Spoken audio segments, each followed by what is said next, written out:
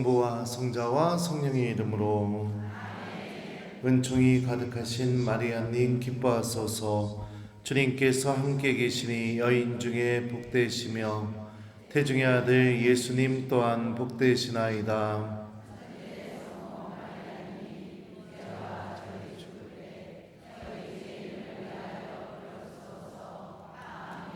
성부와 성자와 성령의 이름으로. 찬미 예수님. 대전교구 김재덕 베드로입니다. 만나서 반갑습니다. 여러분들 보고 싶어서 막 새벽부터 일어나서 때 빼고 광내고, 그리고 또 여기 오는 동안에 성모님께 도움 청하면서 제가 비록 부족한 사람이지만 제가 전하는 하나님 말씀을 듣고 단 한 명만이라도 회개하게 해달라고 청하면서 여러분들을 위해 기도하면서 왔어요. 하여튼 이렇게 많은 교우들 앞에서 이야기할 수 있는 게 큰 영광이면서 겁나 떨려요. 오늘 우리 성령대회 이 대축제 주제가 보라 내가 모든 것을 새롭게 만든다, 이 묵시록의 말씀입니다. 우리 이 말씀이 담겨 있는 이 본문을 좀 제가 한번 읽어 드릴게요. 나는 또 새 하늘과 새 땅을 보았습니다. 첫 번째 하늘과 첫 번째 땅은 사라지고 바다도 더 이상 없었습니다. 그리고 거룩한 도성 새 예루살렘이 신랑을 위하여 단장한 신부처럼 차리고 하늘로부터 하느님에게서 내려오는 것을 보았습니다. 그때 나는 어자에서 울려오는 큰 목소리를 들었습니다. 보라, 이제 하느님의 거처는 사람들 가운데 있다. 하느님께서 사람들과 함께 거처하시고 그들은 하느님의 백성이 될 것이다. 하느님 친히 그들의 하느님으로서 그들과 함께 계시고 그들의 눈에서 모든 눈물을 닦아주실 것이다. 다시는 죽음이 없고 다시는 슬픔도 울부짖음도 괴로움도 없을 것이다. 이전 것들은 사라져버렸기 때문이다. 그리고 어자에 앉아 계신 분께서 말씀하셨습니다. 보라, 내가 모든 것을 새롭게 만든다. 이어서 이것을 기록하여라. 이 말은 확실하고 참된 말이다 하신 다음 또 나에게 말씀하셨습니다. 다 이루어졌다. 나는 알파이며 오메가이고 시작이며 마침이다. 나는 목마른 사람에게 생명의 샘에서 솟는물을 거저주겠다. 승리하는 사람은 이것들을 받을 것이며 나는 그의 하느님이 되고 그는 나의 아들이 될 것이다. 여기 우리 주제가 담겨있는 이 말씀, 묵시록 말씀 본문을 좀 이렇게 함께 들었습니다. 보라, 내가 모든 것을 새롭게 만든다. 이 말씀을 우리가 곰곰이 생각해 보면 하느님께서는 보라, 내가 모든 것을 새롭게 만들었다 이렇게 말씀하지 않으시고 모든 것을 새롭게 만든다 라는 현재형으로 이렇게 말씀하셨어요. 우리가 혹시라도 죄에 걸려 넘어지거나 내가 하느님 앞에 나서기에 부족한 상태가 되거나 또 여러 가지 이유로 하느님으로부터 떨어져 나가게 되었을 때 하느님은 어떤 분이시냐면 그런 우리들을 버리고 다시 새로운 존재를 창조하시거나 만들어서 그들에게만 구원을 다시 주시려고 하고 그런 분이 아니십니다. 하느님은 우리가 어둠 속에 들어가도 넘어져도 죄 속에 있어도 그런 우리를 새롭게 다시 만들어 주시는 분이 바로 하느님이시죠. 모든 것을 새롭게 만드시는 방법이 무엇이냐? 우리가 이 말씀 바로 앞부분을 보게 되면 제가 읽어드리기로 했는데요. 이렇게 말씀하십니다. 보라, 이제 하느님의 거처는 사람들 가운데 있다. 하느님께서 사람들과 함께 거처하시고 그들은 하느님의 백성이 될 것이다. 다시 말하면 사람들 가운데 하느님께서 거처를 삼으시는 방법으로 우리를 새롭게 만드시는 겁니다. 그러니까 우리와 함께 계시는 하느님의 모습이 드러납니다. 또 이렇게 말씀하셔요. 하느님 친히 그들의 하느님으로서 그들과 함께 계시고 그들의 눈에서 모든 눈물을 닦아주실 것이다. 다시는 죽음이 없고 다시는 슬픔도 울부짖음도 괴로움도 없을 것이다. 우리의 눈물을 닦아주시고 슬픔, 죽음, 모든 괴로움을 없애주시는 그 방법을 통해 우리를 완전히 새롭게 만들고 계십니다. 그리고 또 나는 그들의 하느님이 되어주고 그들은 하느님의 백성이 될 것이다. 이 말씀처럼 세 번째 방법은 우리의 하느님이 되어주시는 그 모습을 통해 우리를 새롭게 만들어주셔요. 주님께서 우리를 완전히 새롭게 만드시는 이 신비가 잘 드러난 이야기가 바로 여러 성경에 보면 여러 부분이 나오겠지만 그 중에 대표적인 부분이 카나의 혼인잔치입니다. 잔치에서 포도주가 떨어지게 되었고요. 그리고 나서 성모님께서는 누가 시키지도 또 부탁하지도 않았는데 예수님에게 가서 이렇게 말씀하십니다. 포도주가 없구나. 이 말을 들은 예수님께서는 이렇게 대답하셔요. 여인이시여 저에게 무엇을 바라십니까? 아직 저의 때가 오지 않았습니다. 그런데 성모님께서는 참 신기한 게 무엇이냐면 예수님께서 아직 당신의 때가 오지 않았다고 말씀하셨는데도 일꾼들에게 이렇게 말씀하십니다. 무엇이든지 그가 시키는 대로 하여라. 무엇이든지 그가 시키는 대로 하여라. 이 말씀을 직역하면 이렇게 번역이 돼요. 너희에게 그분께서 말씀하시는 것은 무엇이든지 하여라. 이렇게 직역이 됩니다. 다시 말하면 성모님께서 소유하셨던 이 믿음의 본질을 일꾼들에게 가르치신 겁니다. 말씀이 이루어지기를 바라는 믿음, 그리고 그 말씀이 이루어지도록 협력하는 믿음. 성모님의 가르침을 받은 뒤에 예수님께서는 일꾼들에게 이렇게 말씀하십니다. 제가 그 부분을 좀 읽어드릴게요. 예수님께서 일꾼들에게 물독에 물을 채워라 하고 말씀하셨다. 그들이 물독마다 가득 채우자 예수님께서 그들에게 다시 이것을 퍼서 과방장에게 날라다 주어라 하셨다. 그들은 곧 그것을 날라갔다. 이스라엘 성지순례에 다녀오신 분들은 아실지 모르겠지만 갈릴레아 카나는 산 위에 생긴 도시입니다. 나자렛도 그렇고요. 그때 당시에 대부분의 모든 도시들이 대부분 산 위에 생겼어요. 그러면은 생각해 보죠. 산 위에 우물이 있었을까요? 없었을까요? 예? 물은 높은 데서 낮은 데로 흐르기 때문에 산 위에 우물이 있을 가능성은 매우 희박합니다. 그럼 우물은 어디 있었을까요?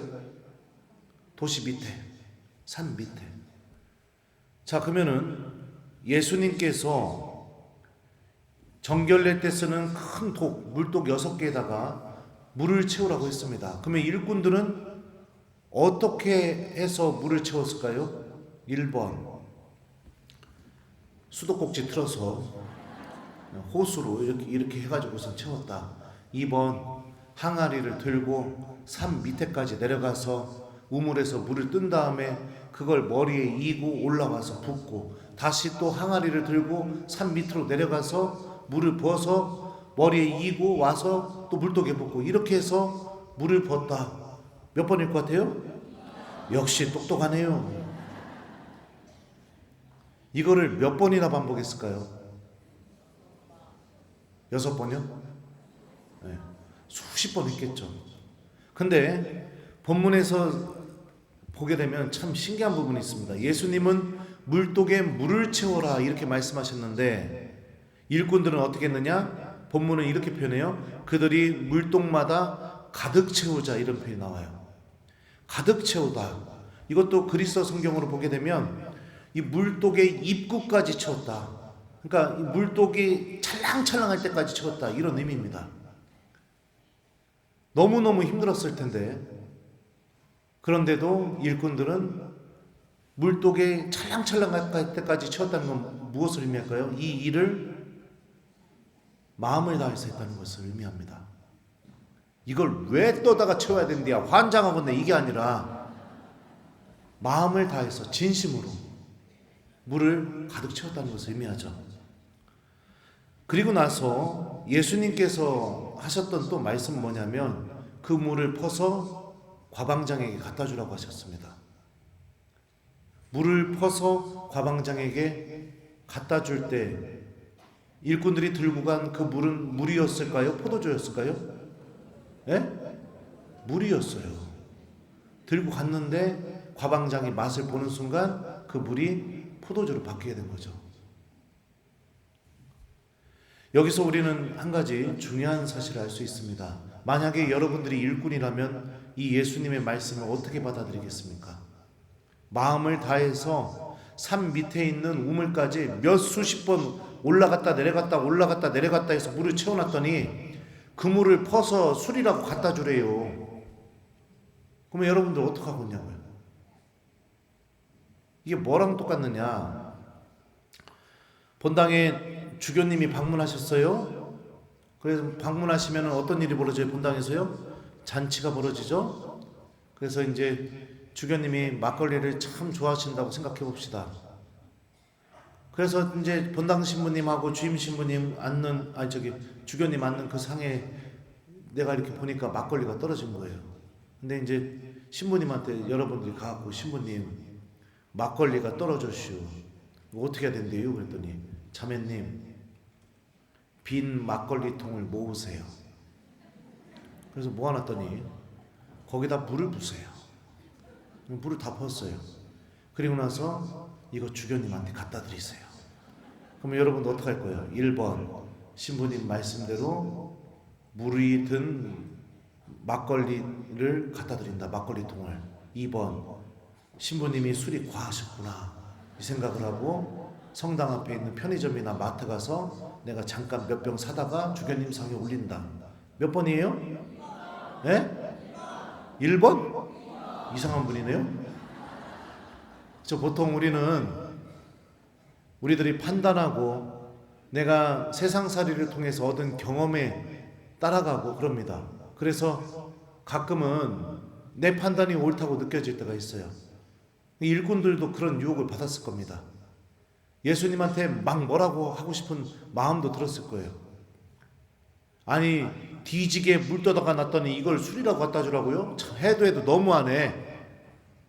이런 소리 할 수도 있었겠죠. 근데 일꾼들은 아무 소리 하지 않고 성모님께서 가르쳐 주신 대로 무엇이든지 그분께서 너희에게 말씀하신 것을 해라. 이 말씀대로 그대로 예수님의 말씀을 실천으로 옮기게 됩니다. 그러자 어떤 일이 일어날까요?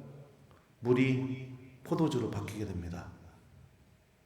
모든 것이 새롭게 변화된 거죠. 그리고 예수님의 영광이 드러납니다. 그리고 세 번째로 제자들은 믿음을 갖게 됩니다. 새로운 변화, 주님의 영광, 그리고 믿음, 이 세 가지 열매가 맺어지게 돼요. 예수님의 말씀을 그대로 실천하는 것을 통해서요. 하나님께서는 당신의 말씀을 듣고 믿음으로 받아들이고 행동으로 옮기는 이들 안에서 새로운 변화를 일으키십니다. 모든 것을 새롭게 만들어 주십니다. 그래서 죄를 저질렀던 사람이 완전히 새로운 사람으로 바뀌기도 하고요. 자기밖에 몰랐던 사람이 하느님에 대한 사랑으로 가득 찬 사람으로도 바꿔주기도 합니다. 미움 속에 있었던 사람이 사랑을 실천하는 사람으로 변화를 또 일으켜 주시기도 합니다. 무엇을 통해서요? 말씀을 통해서. 제가 신학생 때 굉장히 미워했던 선배 신학생이 있었어요. 신학교는 성당 자리를 자기 마음대로 앉는 게 아니라 한 달에 한 번씩 자리를 지정해 줍니다. 근데 한 번은 그 선배 학사님이 제 앞자리에 앉은 거예요. 자리가. 그러면은 아침에 성물 또 성체조배 미사 드리고 이게 기도가 잘 됐을까요? 예, 기도가 안 됐어요. 뒤통수만 쳐다보면서 기도 시간 내내 주님, 저런 사람을 왜 부르셨습니까? 어떻게 이런 사람을 부르셨습니까? 계속 그 생각만 했었어요. 그러다가 성물도 하다가 보면 가끔 시편에 이 원수들을 처단해 달라는 그런 시편들이 있습니다. 그런 부분이 시편에 나올 때는 막 마음을 다해서 읽으면서 그 뒤통수를 쳐다보면서 이 말씀이 꼭 이루어지게 해주십시오 주님, 이랬었어요. 그런데도 이 미움이 가시지가 않는 겁니다. 그래서 한 번은 대전신학교는 뒤에 산이 있거든요. 그래서 그 산을 등산을 하면서 작대기 하나로 나뭇잎을 막 두드려 패면서 그 사람 막 왜 부르셨냐고, 그리고 나름대로 막 이렇게 막 별의별 소리 바락바락 지르면서, 그리고서 올라갔다가 내려올 때 접질려서 죽을 뻔했죠. 근데 한 번은 성체조배를 하는데 그때 요한복음 15장의 말씀을 제가 읽으면서 이렇게 성체조배를 했거든요. 근데 눈을 감고 그 말씀을 곰곰이 되짚어 보는데 갑자기 제 상상 속에서 십자가에 못이 박힌 발만 이렇게 보이는 겁니다. 그 못이 박힌 그 발에서 피가 막 철철 터져 나오는 그 발이 보이는 거예요. 그러더니 좀 지나니까 주변에서 그 발을 향해 막 욕하고 침뱉고 별의별 소리가 다 들리는 거예요. 그래서 제가 너무 불쌍해가지고 그 사람들한테 그 욕하고 돌 던지고 침뱉고 막 이런 사람들한테 등으로 이렇게 가리면서 불쌍하지도 않냐고, 좀 제발 좀 그만하라고 그랬는데 그 발만 보였던 십자가가 점점 작아지더니 제 품 안으로 들어오는 거예요. 그리고 나서 이제 저도 모르게 주님께 말씀을 드리기 시작했죠. 예수님, 당신은 이렇게 고통받으시는데 제가 당신의 이 고통을 위해 제가 무엇을 해드리면 좋을까요? 제가 어떤 것을 하기를 원하십니까? 이렇게 물어봤더니 갑자기 그 신학생 이름을 대면서 그 사람을 용서하여라 이러시더라고요. 그래서 제가 기도하면서 그랬어요. 죽어도 못합니다. 보시지 않았습니까? 저한테 얼마나 많은 상처를 줬는지 보시지 않았습니까? 죽어도 못합니다. 그랬는데 갑자기 성경 말씀 한 구절이 생각이 나게 해주셨어요. 친구들을 위하여 목숨을 내놓는 것보다 더 큰 사랑은 없다. 이러고선 묵상이 끝나버렸어요. 그리고 나중에 영성지도 신부님과 이 영성상담 하면서 신부님이 그러시더라고요. 아마도 제가 관상을 체험한 것 같다고요. 근데 문제는 뭐냐? 그 뒤부터 그 신학생이 제 눈앞에 보이면은 자꾸 이 말씀이 생각나는 겁니다. 친구들을 위하여 목숨을 내놓는 것보다 더 큰 사랑은 없다.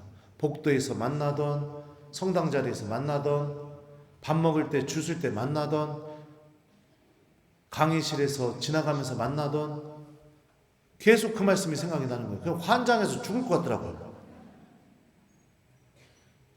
그래서 버티다가 결국에는 제가 너무 힘들어가지고 그래서 그 선배 신학생 방에 찾아갔습니다. 그래서 형, 내가 잘못했습니다 이러면서 사과를 청했어요. 눈물을 흘리면서 나 형 욕 바가지로 하고 다녔슈 이러면서. 근데 그 형님도 이제 저를 용서해 주셨는데, 그리고 그 다음 주에 이 형님은 교구사제가 아니라 수도사제가 되기 위해서 이제 수도원으로 입회를 하시고, 그리고 신학교를 떠났어요. 미움만 가득 차 있었던 제 마음속에 하나님의 말씀이 들려오고 외면하고 싶었고 그 제 자존심, 제 판단, 이 모든 것으로 생각했을 때는 무시하고 싶었습니다. 주님의 말씀을. 근데 그분의 말씀이 계속 기억이 나고, 그래서 감춰줄 수가 없어서 그 말씀이 인도하는 대로 행동을 옮겼더니 제 안에 하나님의 새로운 은총이 시작되었죠. 미움은 사라지고 화해, 용서, 이런 마음이 가득 차게 됐었죠.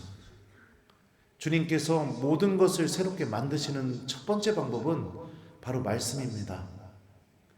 하나님의 말씀이 때로는 무의미하고 내가 할 수 없다고 느껴질 때도 있고, 나하고는 맞지 않다고 생각될 수도 있을지 모르겠지만, 일꾼들처럼 또 성모님처럼 내가 믿음을 다해서 그 말씀을 행동으로 옮기게 되면 주님께서는 반드시 그 사람을 완전히 새롭게 만들어 주십니다. 제가 유튜브에 우리 교우들이 댓글을 좀 달아주는데, 그 댓글 한두 개 좀 읽어드릴게요. 참미예수님, 신부님 특강 듣고 저의 고해 성사에 대해 많이 반성했습니다. 정말 고해해야 할 죄는 이밖에 알아내지 못한 죄에 담아서 고백하고 있었어요. 신부님 강의를 듣고 고민하다가 부끄러워서 고하지 못했던 죄들을 고백했습니다. 그러고 나서 미사를 드렸는데 미사가 그렇게 거룩할 수가 없었어요. 그동안 집중해서 미사를 드리려고 해도 집중할 수가 없었는데 신부님 말씀대로 고해하고 미사를 드리니 이 미사가 너무 감사하고, 이 세상에서 미사만큼 거룩한 시간이 또 있을까 하는 생각이 들면서 내가 이 시간 안에 있다는 게 얼마나 감사했는지 모릅니다. 이 얼마나 아름다운지, 아름다운 미사를 드릴 수 있게 해주신 신부님 감사드립니다. 나머지는 저를 너무 칭찬해서 못 읽습니다. 신부님, 저는 샵을 운영하고 있는 신자입니다. 저희 샵에는 여러 사람들이 오고 갑니다. 어느 날 한 손님이 오셨어요. 한참 얘기하는 가운데 그분은 신땡땡이라는 이단을 믿는 이였습니다. 지속적으로 저의 샵에 오면서 저를 그쪽으로 데리고 가려고 여러 사람들이 몰려왔습니다. 그런데 그때 저는 신부님 강론에서 은혜를 받고 행복할 때였습니다. 저는 그분이 안쓰러웠습니다.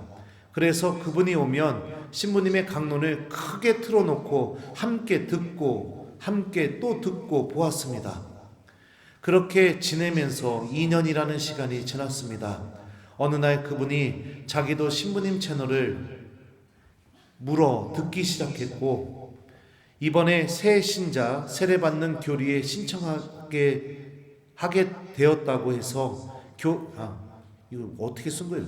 세례받는 교리에 신청하고 싶다고 해서 교리 신청까지 하게 되었고, 저에게 신부님 강론을 듣게 해주셔서 감사하다고, 성당에서 미사를 드릴 수 있게 되어서 행복하다고 합니다. 그리고 신부님의 광팬이 되었습니다. 나머지는 못 읽어요. 또 칭찬이 너무 많아서. 하나님의 말씀이 들려오자 꽁꽁 감춰주었던 죄를 고백하게 되었고, 그랬더니 맨날 똑같이 보였던 미사가 너무나 거룩하고 아름답게 보이는 그 신비를 알아보게 되었죠. 또 이단이 자기를 자꾸 데려가려고 했는데 그 이단에게 주님의 말씀을 계속 들려주게 되자 그 이단에 빠졌던 자매가 이단에서 나와서 예비자 교리 들어가서 천주교 신자가 되었죠. 하나님의 말씀이 우리 안에서 일으키는 힘입니다. 주님의 말씀을 듣지 않는 삶은 변화가 일어나기가 어렵습니다. 근데 참 신기한 건 뭐냐면, 우리 천주교 신자들이요, 하나님 말씀을 듣고 기억하고 간직하고 실천하는데, 제가 사목한정에서 본 제 느낌은 생각보다 꽤 인색합니다. 주님 말씀에 별로 관심이 없어요. 미사에 오더라도 주님께서 하신 그 말씀이 나에게 이루어진다는 이 믿음을 갖고 신앙생활하는 교우들을 찾아보기가 그렇게 쉽지가 않습니다. 주님 말씀보다는 점심에 관심이 많고, 주님 말씀보다는 카페 가서 커피 마시는 거에 관심이 많고, 주님 말씀보다는 맥주 한잔 마시러 가는 자리에 관심이 많고 그렇습니다. 그러니 10년, 20년, 30년, 40년 신앙생활을 50년, 60년 했어도 변화가 없죠. 변화가 없죠. 하나님의 말씀을 붙잡으십시오.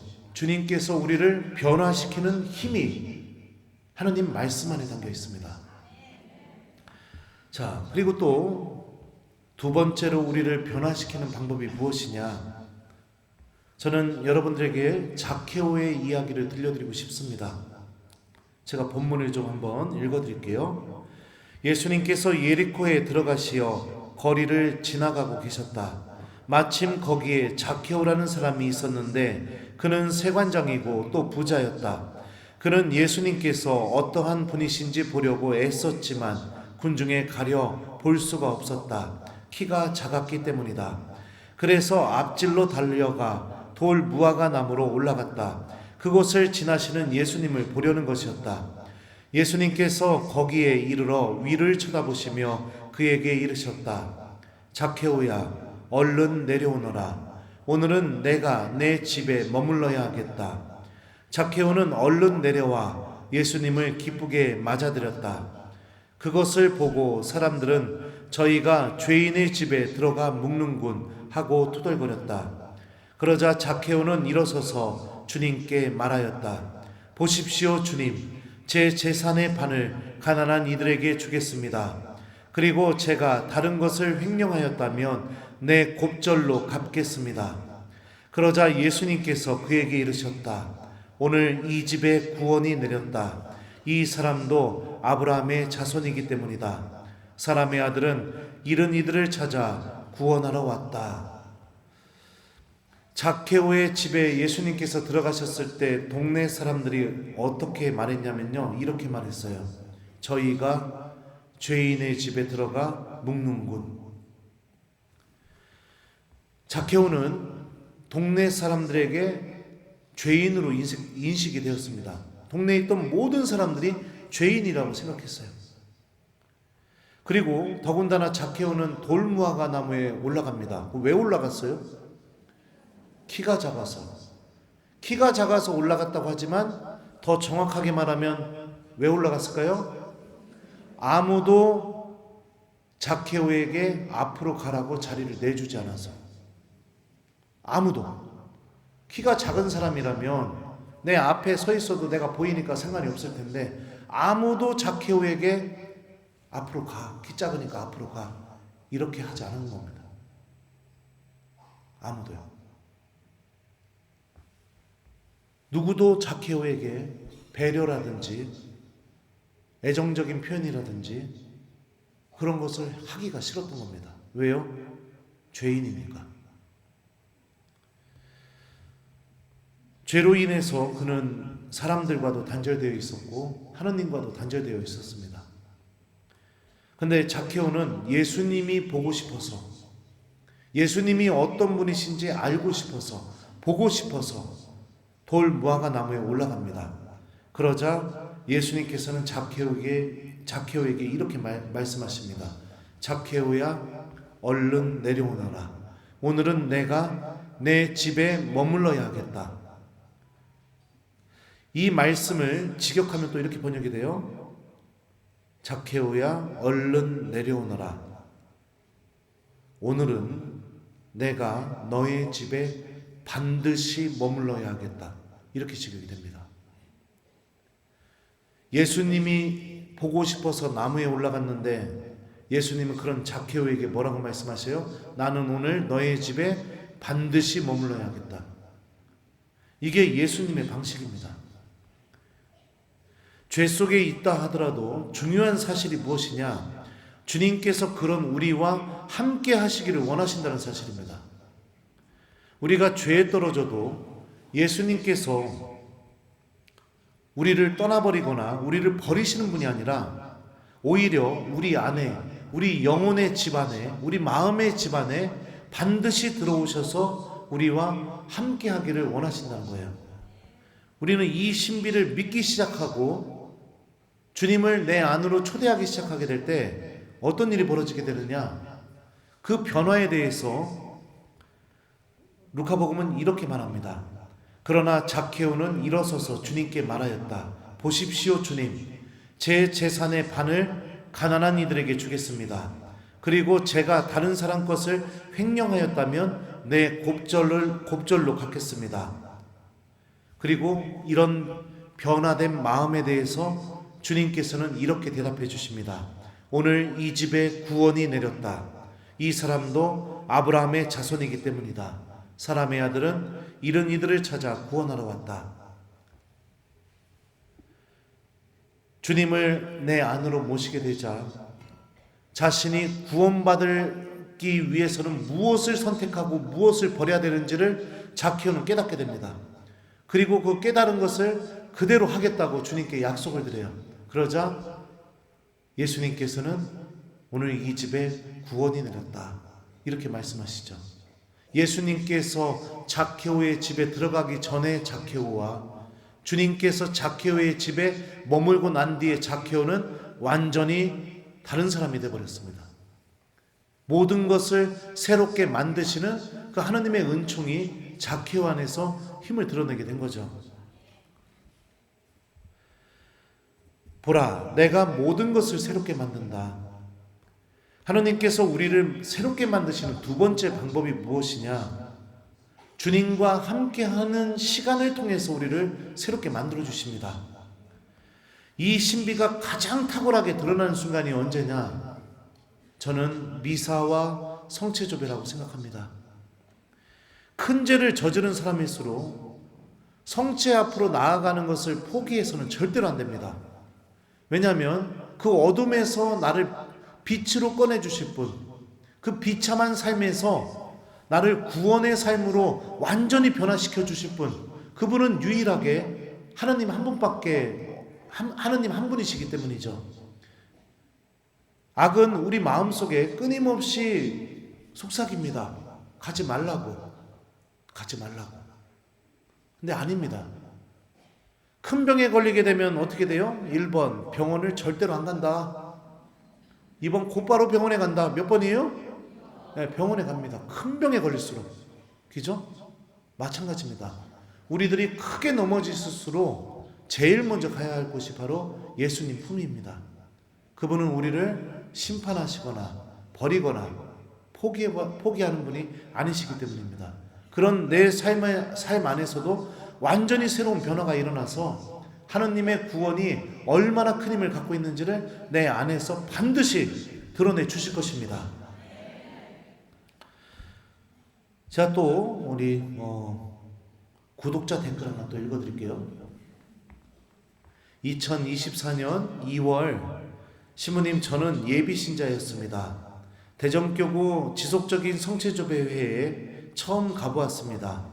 저의 신앙생활과 함께 시작된 성체조배가 어느덧 2년이 되었습니다. 저 혼자 한 것이 아니라 주님께서 저를 이끌어 주셨습니다. 한 달에 하루라는 시간을, 그 시간만은 헛되이 보내고 싶지 않았습니다. 오고 가는 길은 늘 묵주기도로 성모님과 함께 하였습니다. 그동안 힘들었고 아픈 일도 많았고 머릿속에 고민도 방황의 시간들도 많았습니다. 그래도 성체조배를 놓을 수가 없었습니다. 묵상하며 눈물을 쏟아내면 내가 위로받은 듯 행복했습니다. 그만큼 또 견디어내고 인내하는 법을 배웠고 힘과 용기를 얻었습니다. 신부님의 말씀대로 그냥 오고 가는 것이 아니었습니다. 성체조배, 그 안에서 침묵하고 묵상하고 회개하고 고해하는 용기를 만들어 주었습니다. 제 마음의 평화와 온유도 얻었습니다. 늘 기도하는 일상이 되어갔습니다. 모든 것이 감사할 따름입니다. 김재덕 신부님, 지속적인 성체조배에서는 이제 더 이상 뵐 수 없다는 것이 아쉽지만 그동안 좋은 강론과 미사로 주님 말씀을 전해주시고 안수도 해주셔서 집 가는 길까지 축복해 주셨기에 잊지 못할 것 같습니다. 진심으로 감사합니다. 나머지는 못 읽어요. 저를 또 너무 칭찬해서. 예비신자가 묵주 들고, 제가 올 1월까지 지속적인 성취접의 지도신부였었거든요. 예비신자가 묵주 들고 지속적인 성취접의 미사에 2년 넘게 오고 가고, 물론 그 사이에 세례도 받으셨겠죠. 그러면서 새로운 변화를 겪게 되었죠. 하느님께서 함께 계시다는 신비도 체험하고 더 기도하고 싶고, 마음의 평화와 온유가 찾아오게 되고, 예수님과 함께하는 시간, 이 시간이 우리를 새롭게 변화시키는 은총이 담겨 있습니다. 여러분들 성체 앞에 머무는 신앙인이 되십시오. 사랑하게 되면 어떤 마음이 생기게 될까요? 같이 있고 싶어져요. 그죠? 계속 같이 있고 싶어져요. 여러분들은 아닌가 봐요. 저는 중학교 때 연애할 때 생각해보면 그 여자의 집까지 데려다주고 오빠 갈게 안녕 하면 걔는 들어가지도 않고 그 대문 앞에 서서 오빠 잘가 오빠 잘가 그러다가 막 달려가서 또 손 한 번 잡고 야 집에 가기 싫다 야 그랬더니 나도 들어가기 싫어 막 이러고. 네? 사랑하면 이런 일이 벌어지지 않나요? 그죠? 네. 그러면은 그 사람과 함께하고 싶지 않다는 것은 무엇을 의미할까요? 사랑하지 않는다는 것을 의미합니다. 사랑하지 않으면 자꾸 핑계를 댑니다. 바빠서, 할 일이 많아서, 약속이 있어서. 근데 사랑하면 어떻게 되죠? 약속을 취소하고 사랑하는 사람 만나러 갑니다. 바쁜 일을 있어도 그 일을 미리 하거나 뒤로 밀어놓고 그 사람 만나러 가요. 아닌가요? 그죠? 그럼 예수님은요? 예수님은 너무나 항상 우리는 그거에 익숙한 것 같아요. 놀러 가야 해서, 바쁜 일이 생겨서, 약속이 있어서, 급한 일이 생겨서, 가족 행사가 생겨서, 그런 거 하지 말라는 게 아닙니다. 주님은 언제나 제쳐주는데 익숙합니다. 다음으로 밀어두는데 익숙해요. 변화가 일어나지 않는 겁니다. 하나님이 내 안에서 모든 것을 새롭게 만들고 싶어도 내가 기회를 주지 않기 때문에 그 일이 벌어지지 않는 거예요. 성체 앞에 머물러 보십시오. 우리 안에서 상상도 할 수 없는 새로운 또 놀라운 변화가 일어나게 됩니다. 자, 그리고 나서 이제 세 번째로 하나님께서 우리를 새롭게 만드시는 것, 무엇을 통해서 새롭게 만드시느냐? 바로 성령이십니다. 성령께서 오시기 전에 베드로의 모습은 어땠을까요? 예수님을 버렸습니다. 배반했어요. 문지기 하녀에게 질문을 받을 때 베드로가 예수님을 어떻게 말하면서 버렸는지 제가 한번 들려드릴게요. 당신도 저 갈릴레아 사람 예수와 함께 있었지요. 그러자 베드로는 모든 사람 앞에서 나는 당신이 무슨 말을 하는지 모르겠소 하고 부인하였다. 그가 대문께로 나가자 다른 하녀가 그를 보고 거기에 있는 이들에게 이는 나자렛 사람 예수와 함께 있었어요 하고 말하였다. 그러자 베드로는 맹세까지 하면서 나는 그 사람을 알지 못하오 하고 부인하였다. 그런데 조금 뒤에 거기 서 있던 이들이 베드로에게 다가와 당신도 그들과 한패임이 틀림없소. 당신의 말실을 들으니 분명하오 하고 말하였다. 그때 베드로는 거짓이면 천벌을 받겠다고 맹세하기 시작하며 나는 그 사람을 알지 못하고 하였다. 점점 부인하는 강도가 커지죠. 처음에는 나는 당신이 무슨 말을 하는지 모르겠어 이렇게 얘기했다가 맹세하면서 예수님을 알지 못한다고 하고 내가 거짓말하면 천벌을 받겠다고 맹세하면서 예수님 알지 못한다고 예수님을 버립니다. 두려움에 겁에 질렸고 자기가 죽을지도 모른다는 그 두려움 앞에서 예수님과의 관계를 완전히 부인해버리죠. 그런데 오순절에 성령께서 베드로에게 오시게 되자 베드로는 완전히 새로운 사람으로 변화가 됩니다. 오순절 이 설교를 일부분을 좀 읽어드릴게요. 이 예수님을 하느님께서 다시 살리셨고 우리는 모두 그 증인입니다. 그러므로 이스라엘 온 집안은 분명히 알아두십시오. 하느님께서는 여러분이 십자가에 못 박은 이 예수님을 주님과 메시아로 삼으셨습니다. 사람들이 이 말을 듣고 마음이 꿰찔리듯 아파하며 베드로와 다른 사도들에게 형제 여러분 우리는 어떻게 합니까? 하고 물었다. 베드로가 그들에게 말하였다. 회개하십시오. 그리고 저마다 예수 그리스도의 이름으로 세례를 받아 여러분의 죄를 용서받으십시오. 그러면 성령을 선물로 받을 것입니다. 베드로는 더 이상 겁쟁이가 되지 않았습니다. 사람들 앞에서 예수님께서 주님이시고 메시아이심을 자랑스럽게 선포하는 사람으로 바뀌게 되었어요. 성전에서 베드로가 요한과 함께 기도하고 나오게 되자 성전 문 앞에서 불구자 한 명이 베드로를 이렇게 쳐다봅니다. 그러면서 그에게 자선을 청하게 돼요. 그러자 베드로가 이렇게 말합니다. 나는 은도 금도 없습니다. 그러나 내가 가진 것을 당신에게 주겠습니다. 나자렛 사람 예수 그리스도의 이름으로 말합니다. 일어나 걸으시오. 베드로는 예수님을 소유한 사람이 되었고 예수님을 소유했기 때문에 주님께서 하시는 일과 똑같은 일을 하는 사람으로 새롭게 변화가 되었습니다. 그리고 성령께서는 예수님을 소유한 이 베드로가 주님의 신비를 전할 때마다 새로운 은사들을 계속해서 허락하시면서 그가 하나님의 말씀을 잘 전할 수 있게 그를 계속 변화시켜 주십니다. 이게 바로 여러분들 우리 안에서 하느님께서 변화를 시키는 세 번째 방법입니다. 성령 하느님으로 인해 우리는 완전히 새롭게 변화가 될 수 있고 또 성령 하느님의 인도로 우리는 새로운 삶을 살아갈 수가 있게 됩니다. 성령을 청하시고 성령께서 내 안에 머무르시도록 여러분들 삶을 거룩하게 만드십시오. 베드로가 얘기했잖아요.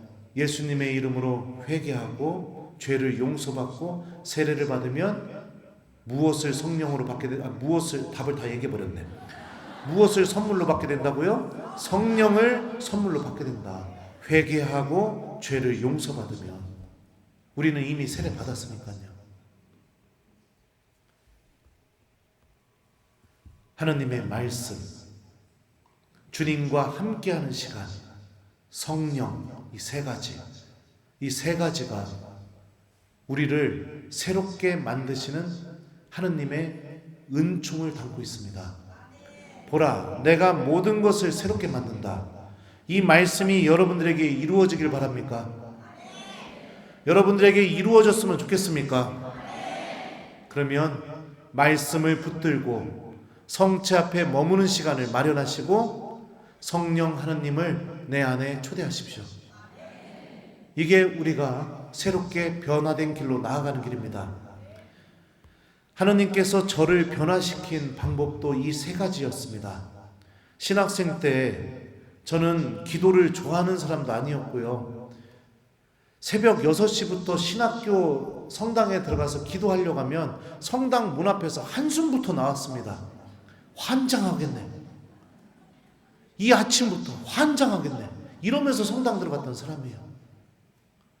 미사 때 졸다가 신부님 이렇게 성작 닦으시는 시간에 교우들 다 조용히 기도하고 묵상하고 있잖아요. 그죠? 저는 졸다가 꿈꿔서 비명도 질러봤어요. 그래가지고 생활 담당 신부님한테 끌려가서 뒤지게 혼났습니다.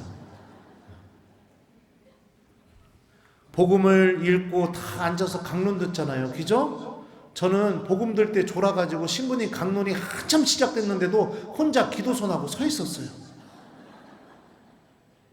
그러더니 강론하던 신부님이 강론을 한참 하시다가 저한테 그러시는 거예요. 김재덕 신학생 자리에 앉으세요.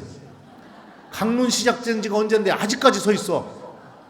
그리고선 또 불려가서 또 뒤지게 혼났습니다. 기도하자고 하면 한숨부터 나오고, 기도하자고 하면 그냥 막 하기 싫어가지고 미칠 것 같았어요. 근데 그리고 나서 일주일에 한 번씩 기도 모임 할 때마다, 생활 나눔, 뭐 기도 나눔 할 때마다 자기가 기도한 내용을 얘기해야 되는데 저는 할 말이 없었던 거예요. 매번 그랬죠. 나는 잤어. 나는 잤어. 그러니까 자연스럽게 나는 여기랑 어울리지가 않는구나. 나는 학교를 그만둬야겠구나. 그래서 그만두려고 마음 먹었었고, 근데 그만두려고 하니까 너무 아까워서 밤마다 감실 앞에 머물면서 예수님과 싸움을 시작했습니다. 나 당신 계신지 모르겠다고. 체험시켜달라고요. 그래서 십자가 팔 한 번만 흔들어 달라고. 여기 나 혼자 있으니까. 나만 몰래 보겠다고. 아니면 팔이 힘들면 다리라도 한번 흔들어 달라고. 매일매일 이 이야기 아실 거예요. 제가 유튜브에도 얘기해서 매일매일 성당에 들어가서 예수님 한 번만, 저 왔어요, 한 번만, 그러면서 계속 앉아 있었습니다. 2달 가까이를 매일매일 갔어요. 매일매일. 그러다가 다 자포자기하고 이제 학기도 끝나갈 때가 됐고, 이제 이번 학기 끝나고 이제 그만두려고 마음도 먹었고, 내가 그럴 줄 알았습니다. 제가 뭘 기대합니까? 됐습니다. 이러고 나가는데 머릿속에서 또박또박 조금만 더 있다 가주겠니? 네, 이 소리를 듣고 성당 바닥에 주저앉아서 얼마나 눈물을 펑펑 흘렸나 모릅니다. 예수님과 함께하는 시간, 성체조배를 통해서 하나님이 살아계시다는 것을 체험했고, 그 뒤부터 변화가 일어나더라고요. 기도가 너무 하고 싶어지는 겁니다. 기도 시간이 너무 좋은 거예요. 잠자기 전에 그 성전에 들어가서 저와 예수님 단둘이 만나는 그 시간이 하루 종일 계속 기다려지는 거예요. 그 성당문을 열 때 얼마나 설레는 마음으로, 완전히 새로운 사람으로 그렇게 바뀌게 되었죠. 그리고 나서 2번째로 일어났던 변화가 하느님이 어떤 분이신지 궁금해지더라고요. 알고 싶어지더라고요. 그래서 공부하기 시작했습니다. 저는 대전신학교 D에서 2등으로 입학한 사람이에요. 그걸 어떻게 알았느냐, 입학식 전날 꼴등한 신학생하고 저하고 총장 신부님 불러서 혼을 내셨거든요. 그래서 알았어요. 근데 하느님이 어떤 분이신지 알고 싶어지고 궁금해지고, 그러니까 그냥 계속 공부만 하게 된 겁니다. 공부. 그래서 참고로 저는 대전신학교 D에서 2등으로 입학했지만 졸업할 때는 수석으로 졸업했어요. 감사합니다. 근데 동창들 몇 명 되지도 않아요. 그 중에 1등 한 거예요. 그리고 사제가 되고 난 뒤에 하나님께서 저를 2번째로 변화시킨 것이 바로 당신의 말씀이었습니다. 전혀 예상하지도 못했었는데 주교님께서 로마 가서 성경 공부하고 오라고 그래서 저를 보내셨어요. 다녔던 학교가 너무나 힘들었습니다. 왜냐하면 히브리어, 히라버, 시리아어, 아람어, 타르굼, 고대어 5개에다가 이태리어, 프랑스어, 독일어, 영어, 현대어 4개 이렇게 해야 됐었어요. 참고로 저는 신학교 입학할 때 그의 대학 수학능력 시험 외국어 영역 80점 만점 중에 8점 맞았던 사람입니다. 학교를 일주일 다녀보니까 본능적으로 주교님이 나를 잘못 보내셨다, 여기는 내가 올 곳이 아니다, 이렇게 느껴지는 거예요. 본능적으로. 그런데 무슨 합당한 핑계가 있어야 주교님한테 편지를 써서 못하겠다고 하고 돌아가겠는데 뭐 합당한 핑계가 없잖아요. 중간고사 보고선 학생들을 한번 자르거든요. 그러면은 내가 그때까지만이라도 공부를 해서 잘린 다음에 주교님한테 메일을 써야겠다, 이렇게 생각하고 학교를 다니기 시작했는데 한 주, 두 주, 세 주, 네 주 계속 공부하다 보니까 어느 순간 히브리어 히라버를 계속 외워야 되니까요. 성경 문장이 히브리어로 된 성경, 히라버로 된 성경이 눈에 들어오기 시작하는 거예요. 그러니까 욕심이 생기는 겁니다. 나 이거 해보고 싶다. 내가 이거 하면은 말씀 안에 담겨있는 하느님의 뜻을 더 깊이 알 수 있지 않을까? 그런 마음이 생기니까 눈에 쌍불을 켜고 또 공부하기 시작했어요. 그래서 공부를 마치고 돌아왔죠. 개천에서 용난 케이스죠. 아유, 박수까지 안 쳐주셔도 되는데. 하느님 말씀에 대한 기쁨, 말씀을 공부하면서 그 안에 담겨있는 그 뜻과 주님의 마음을 알아나가는 기쁨, 그게 너무나 큰 겁니다. 그리고 난 뒤에 그 말씀을 너무 사랑하다 보니까 어느 순간부터 하느님의 말씀이 계속 생각이 나기 시작하는 거예요. 거지가 돈 달라고 할 때 제가 어떻게 했냐면 이거를 빼고 그냥 갔거든요. 거지가 있어서 돈 안 주려고. 학교 교문 앞에 거지가 서서 들어가는 학생들한테 돈 달라고 하니까 요거를 빼고서 이렇게 갔어요. 그리고서 싹 지나가는데 전혀 생각하지도 못했던 성경 말씀이 생각나는 겁니다. 너희는 내가 굶주렸을 때 먹을 것을 주었고 내가 목말랐을 때 마실 것을 주었으며 내가 헐벗었을 때 입을 것을 주었다. 그래서 제가 주님께 기도했죠. 주님, 저도 굶주렸고 저도 헐벗었고 저도 목말랐습니다. 안 됩니다. 이거 이따가 쉬는 시간에 커피랑 크루아상 빵 하나 사 먹어야 됩니다. 그래야 도서관 문 닫을 때까지 공부할 수 있습니다. 절대 안 됩니다. 그리고서 이제 외면하고 교실에 또 들어갔더니 또 성경 말씀이 생각나는 거예요. 내 형제들 가운데 가장 작은 이에게 준 게 바로 나에게 준 것이다. 그 말씀 때문에 교실에서 다시 나와서 학교 교문까지 걸어가고 그 주머니 있는 돈을 꺼내서 거지한테 줬어요. 그랬더니 그 거지가 전혀 생각하지 못했던 말을 저한테 해주는 겁니다. 고맙습니다. 하느님께서 당신을 축복해 줄 겁니다. 저는 거지한테 축복받은 사자예요. 거지한테.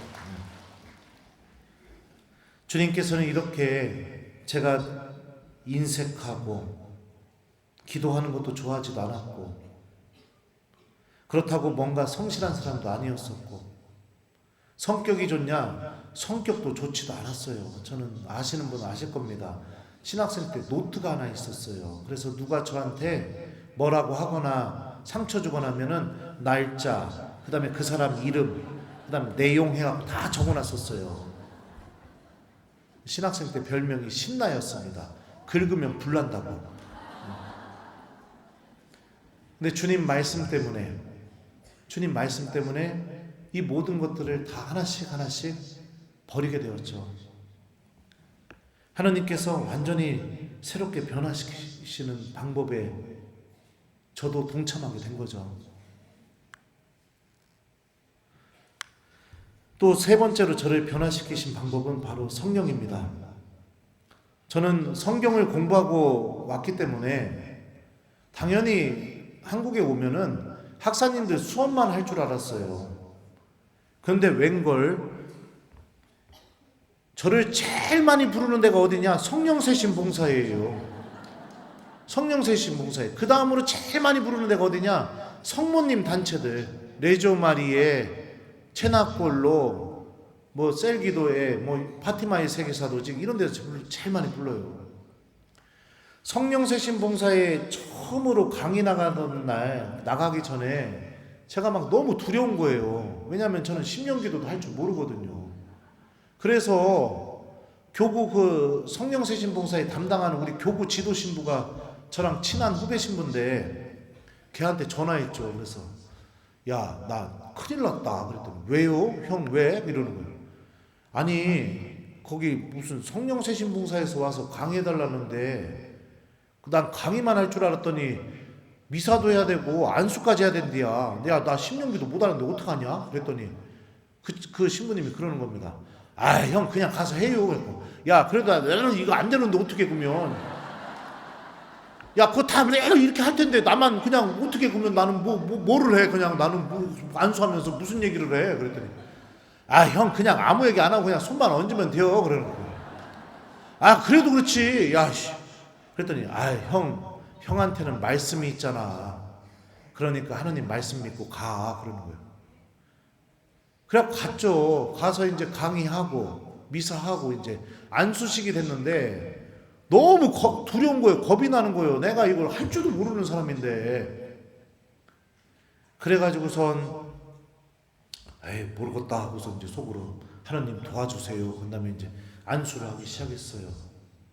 그랬더니 조금 지나니까 교우들이 뒤로 넘어지기 시작하는 거예요. 넘어지니까 제가 깜짝 놀래갖고 겉으로는 표현 안 했지만 속으로는 오이씨 이거 뭔 일이게. 그리고 나서 또 이렇게 안수를 계속 하다 보니까 막 이제 교우들이 심령기도가 막 터지기 시작하는 거예요. 막 그러니까 속으로 막 오씨 뭐 이런 마음으로 막 겉으로는 표현 안 했죠. 그러다가 이제 또 계속 안수하다 보니까 어떤 교우 하나가 저를 쳐다보면서 소리를 빽빽 지르는 겁니다. 막 너무나 무섭게.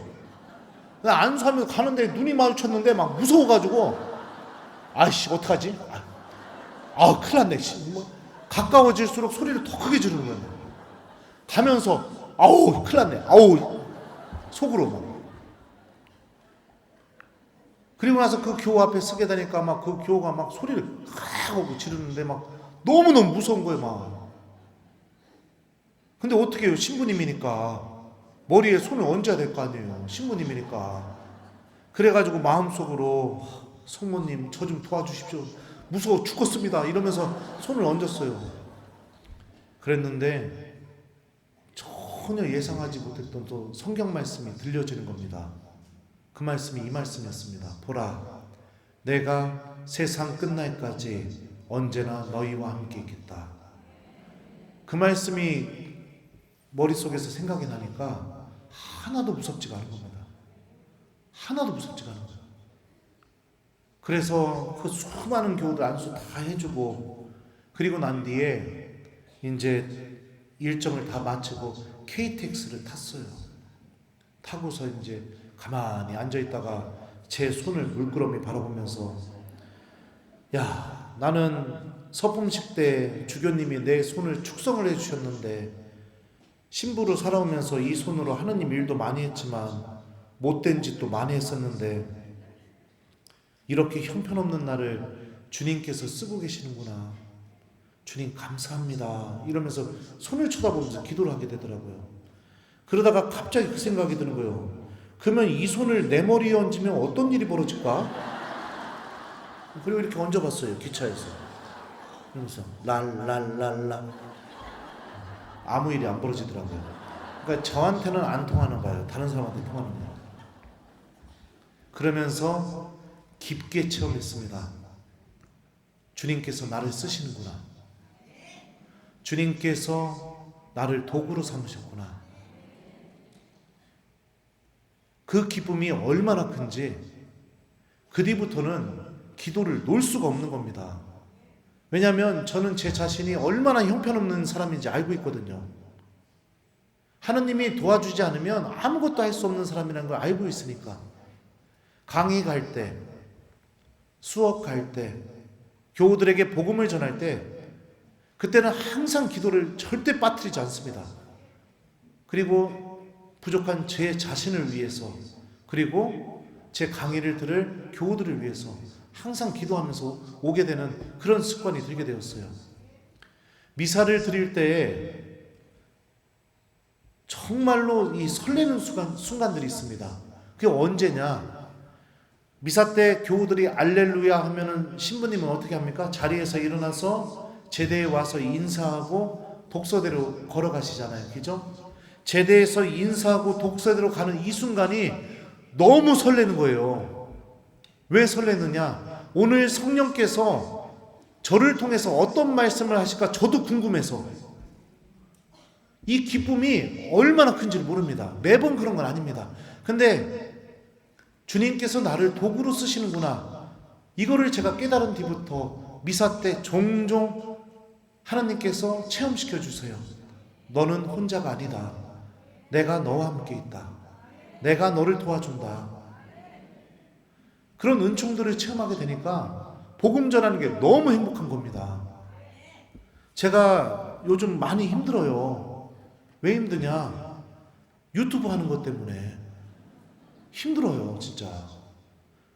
교우들이 저를 너무 사랑해 주셔가지고, 저를 처음 본 교우들도 제 유튜브를 너무 많이 보시니까 너무나 친숙하게 저한테 와서 막 이렇게 인사도 해주시고 반갑게 해주세요.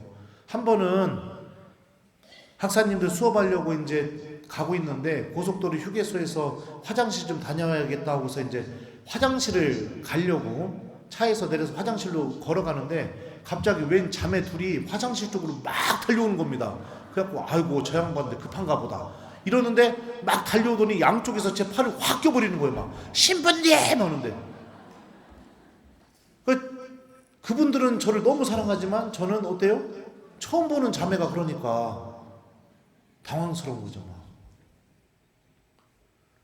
어려움이 있습니다. 막 어려움이 있어요. 저를 사랑해주는 사람들이 많은 반면에 그 반대편에 서 있는 사람들도 많이 있습니다. 말 한번 잘못하거나 행동거지 한번 잘못하거나 그러면은 언제든지 구설수에 오를 수 있고 비난받을 수 있고, 그게 너무 두려운 거예요. 너무 힘든 거예요. 그래서 때려칠까도 막 고민을 많이 했었습니다. 많이 고민을 했었어요.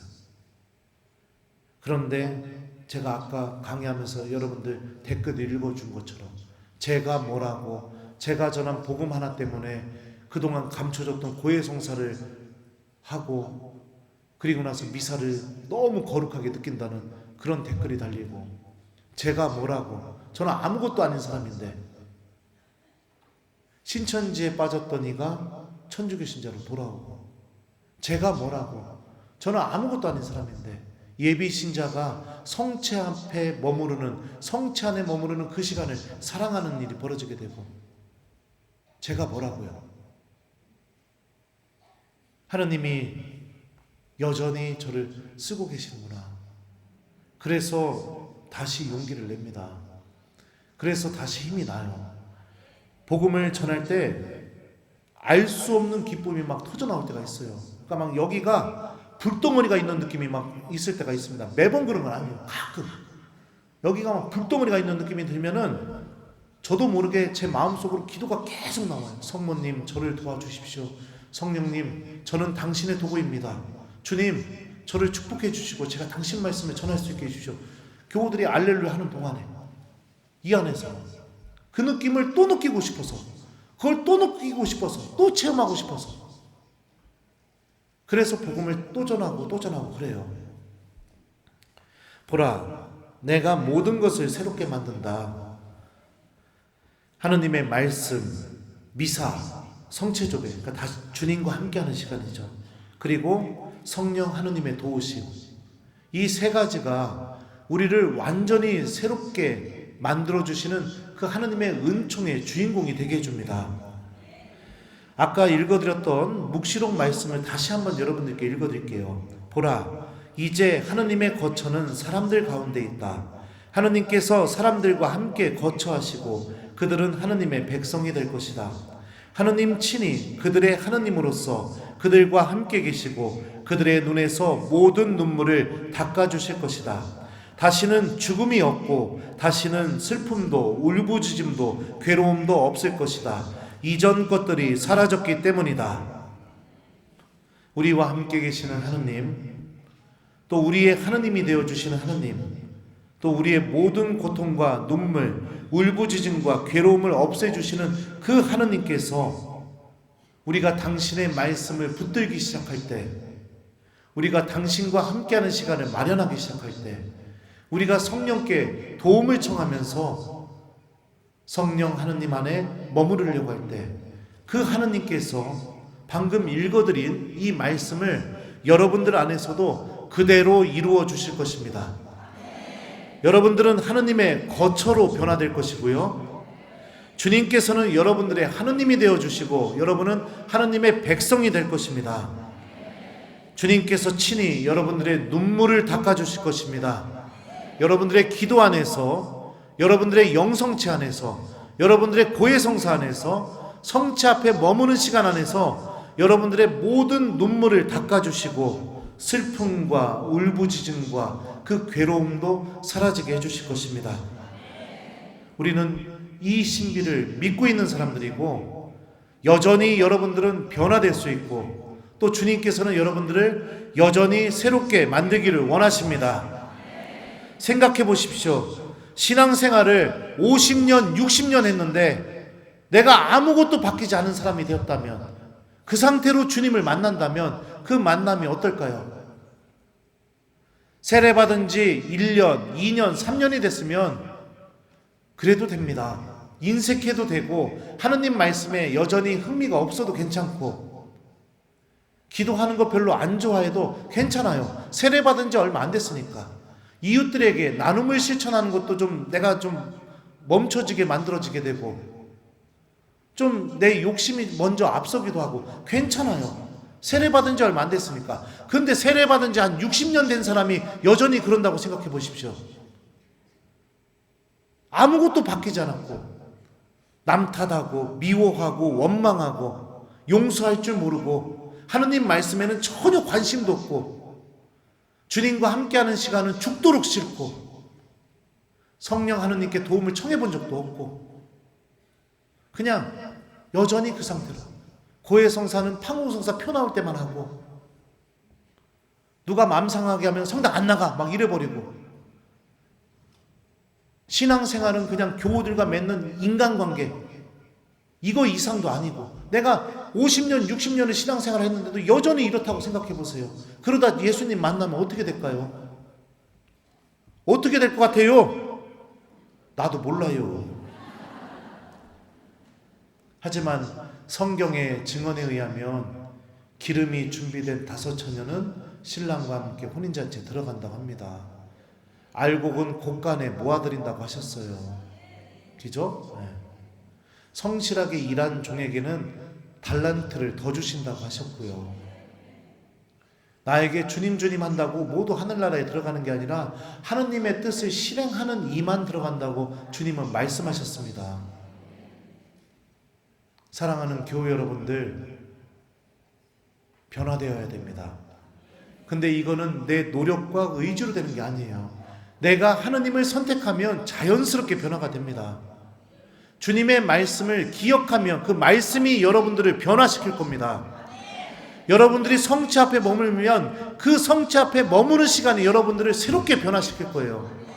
여러분들이 성령께 도움을 청한다면 성령 하느님께서 여러분들을 위해 깊이 탄식하시면서 여러분들이 변화될 수 있는 새로운 은총들을 계속해서 허락하시고 또 다른 은사가 주어지게 하시고 그 은사가 성장하게 만들어 주실 것입니다. 그러니 내가 하느님을 선택하는 그 용기를 내보셨으면 좋겠어요. 우리 죽으면은 다 하느님 나라 가는 거 여러분들 믿고 있죠? 하느님 계신 거 믿고 있죠? 예, 그러면은 우리가 가장 현명한 건 뭘까요? 신앙생활을 통해 하느님을 만날 준비를 하는 사람이 되는 것. 그 준비를 통해 주님께서는 모든 것을 새롭게 만들어 주실 것입니다. 자, 그러면은 이제 준비한 이야기는 다 끝났고요. 여러분들 마침 기도 해드리고 그리고 이제 저는 이제 떠나겠습니다. 지금 우리 본당 아이들 그 수원에 그 어디 북수동 성당 거기서 지금 성지순례 소풍하고 있죠. 이제 나는 이거 끝나고 거기 애들 보러 가야 돼요. 그 중에 신부님 될 애도 있고 수녀님 될 애도 있어요. 그래서 가야 돼요. 얼마나 이쁜지 몰라요. 말씀을 계속 들려주고 아이들과 함께 시간 보내고 기도하고 그랬더니 아이들이 신부님이 되고 싶어하고 수녀님이 되고 싶어하고 성당 오는 것을 너무 좋아하는 아이들로 바뀌게 되었어요. 주님께서 새롭게 만들어 주신 것이죠. 자, 그러면은 끝내겠습니다. 마침 기도할게요. 성부와 성자와 성령의 이름으로. 주님께서 여러분과 함께 전능하신 천주 성부와 성자와 성령께서는 여기 있는 저희 모두에게 강복하소서. 주님을 찬미합시다. 성부와 성자와 성령의 이름으로. 부족한 강의 들어주셔서 감사합니다.